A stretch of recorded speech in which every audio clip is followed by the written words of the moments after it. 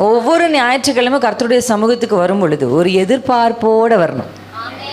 எத்தனை பேர் ஐயோ டயர்டாக இருக்குது, வாரம் ஃபுல்லாக வேலை, ஒரு ஞாயிற்றுக்கிழமை தான் ரெஸ்ட் எடுக்கலான்னா அதுலேயும் காலையில் சர்வீஸ் வச்சிட்றாங்க. திருப்பி திங்கக்கிழமைலேருந்து அதே மாதிரி ஒரு ஓட்டு சலிப்போடு நீங்கள் ஒரு வேளை ஆலயத்துக்கு வந்திருந்தீங்கன்னா கர்த்தர் உங்கள் இருதயங்களை இன்றைக்கி உயிர்ப்பிப்பாராக.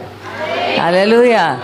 இந்த ஆராதனையே சலிப்போடு அல்ல, எப்படி தெரியுமா, ஒரு எதிர்பார்ப்போடு. கர்த்தர் என்ன செய்ய போகிறார், கர்த்தர் என்ன பேச போகிறார், கர்த்தர் எப்படி கிரியை செய்ய போகிறார் அப்படின்ற ஒரு எதிர்பார்ப்போடு நீங்கள் வந்தீங்கன்னா நிச்சயமாக நம்ம அப்பா எவ்வளோ நல்லவர்னா நம்ம நினைப்பதைக்கும் ஜெபிப்பதற்கும் அதிகமாக தான் அவர் செய்வார். ஆமென். நீங்கள் ஒரு 5% எதிர்பார்த்தீங்கன்னா ஒரு 500% உங்களுக்கு செய்வார்.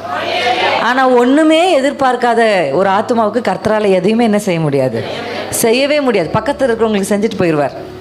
ஏன்னா அந்த அம்மா ரொம்ப எதிர்பார்ப்போடு வந்திருப்பாங்க. அல்ல அப்படி தானே வசனம் சொல்லுது.